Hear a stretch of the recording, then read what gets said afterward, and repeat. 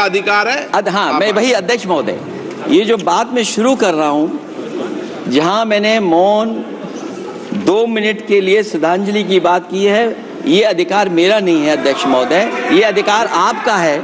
मुझे पूरा भरोसा है आप पर कि जब अभिभाषण की चर्चा खत्म हो रही होगी उस समय 2 मिनट का मौन श्रद्धांजलि जरूर दी जाए जो श्रद्धालुओं की जान गई है।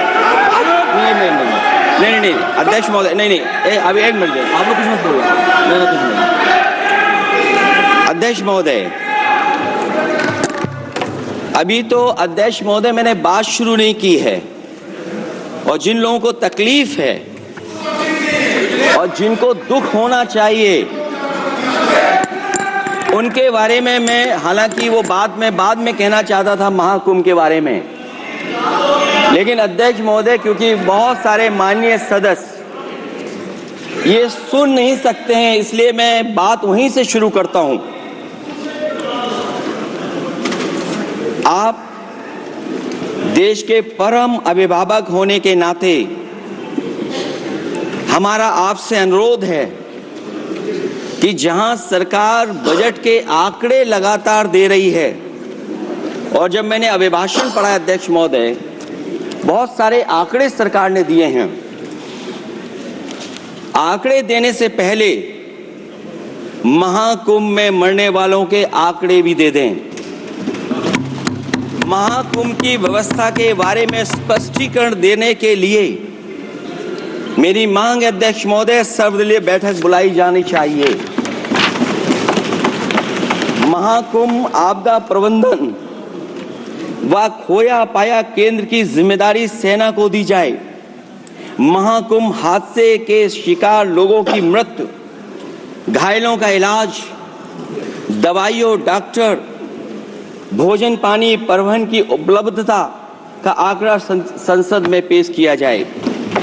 महाकुंभ हादसे के लिए जिम्मेदार लोगों पर, महाकुंभ हादसे के लिए जिम्मेदार लोगों पर घोर दंडात्मक कार्रवाई हो। जिन्होंने सच छिपाया है उनको दंडित किया जाए। अध्यक्ष महोदय, हम डबल इंजन की सरकार से पूछते हैं, अगर अपराध बोध नहीं था तो आंकड़े दबाए, छिपाए और मिटाए क्यों गए हैं? सच छिपाना और मिटाना भी तो अपराध है। इसका दंड कौन भुगतेगा अध्यक्ष महोदय? जहां इंतजाम होना चाहिए था वहां प्रचार हो रहा था। एक धार्मिक समागम में डबल इंजन का राजनीतिक प्रचार अशोभनीय है, निंदनीय है। इतने बड़े हादसे के बाद कम से कम अब तो वो होर्डिंग उतरवा देना चाहिए। अध्यक्ष महोदय, महाकुंभ की जो तैयारी हुई, जो हम लोगों ने जाना वहां पर, महाकुंभ न केवल 144 साल के लिए ये कहा गया, बल्कि ये भी कहा गया कि पहली बार धरती पर इस तरह का डिजिटल और जो आधुनिक चीजें हैं, टेक्नोलॉजी, उसका इस्तेमाल कर करके महाकुंभ होने जा रहा है। सीसीटीवी, ड्रोन, लाइव स्ट्रीमिंग के आधार पर जिनका दावा था कि वो डिजिटल कुंभ करा रहे हैं, वो मृतकों की डिजिट नहीं दे पा रहे हैं। एक तरफ तो जो लोग डिजिटल डिजिटल डिजिटल अध्यक्ष महोदय कहने को थकते नहीं हैं, लेकिन जब कुंभ में इतना बड़ा हादसा हो गया है तो यही सरकार डिजिट नहीं दे पा रही है।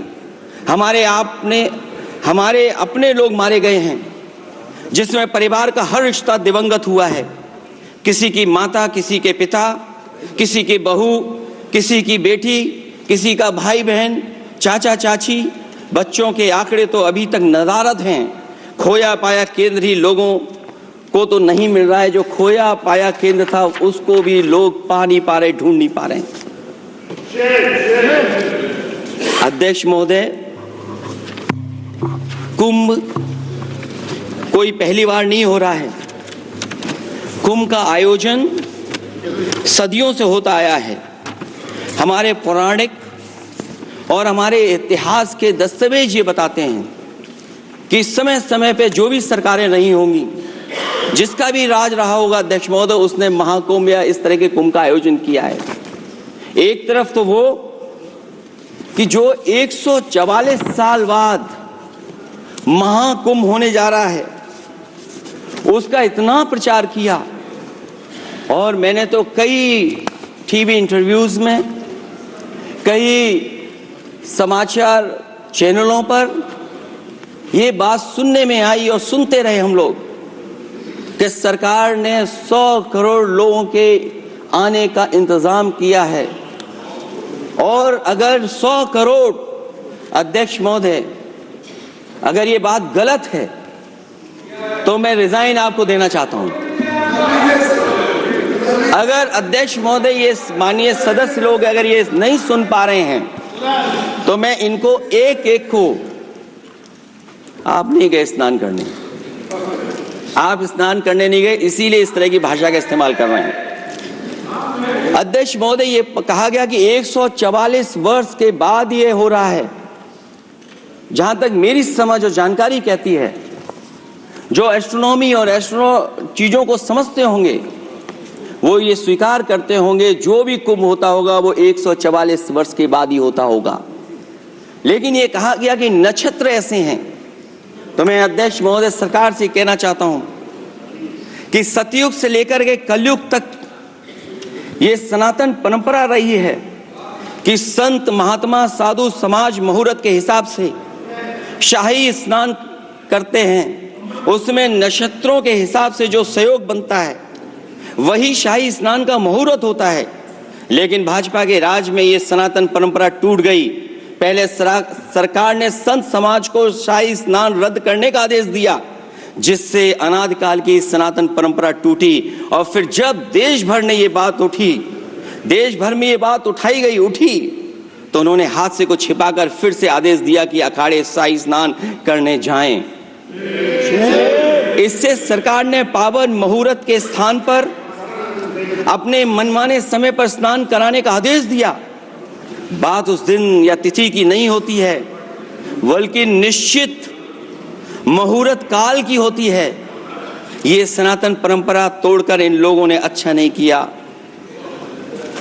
और ये क्या परंपरा टूटी है कि नहीं टूटी है, मैं समझता हूं अध्यक्ष महोदय मुझसे बेहतर सामने वाले ज्यादा जानते होंगे इसके बारे में। और जो लोग, अध्यक्ष महोदय, जो हम लोगों ने देखा वहां पर लोग पुण्य कमाने आए थे और अपनों के शव लेकर के गए हैं। चमत्कारी करिश्मा तो ये हुआ है, श्रद्धालुओं के शव मिल गए थे, पर सरकार स्नान करने वाले मरने वालों की बात स्वीकार नहीं कर रही थी। और इससे ऊपर ये बात जो वहां पर और हुई, अध्यक्ष महोदय, जब ये जानकारी हो गई कि कुछ लोगों की जान चली गई, लाशें हैं जो मोर्चरी में पड़ी हैं, अस्पताल में पड़ी हैं, उसके बाद सोचिए सरकार क्या कर रही है। अपने सरकारी हेलीकॉप्टर में फूल भर करके फूलों को डालने का काम किया। सोचिए ये हमारी कहां की सनातनी परंपरा है। मैं जानना चाहूंगा सदन के माध्यम से हमारे माननीय सदस्य बताएं कि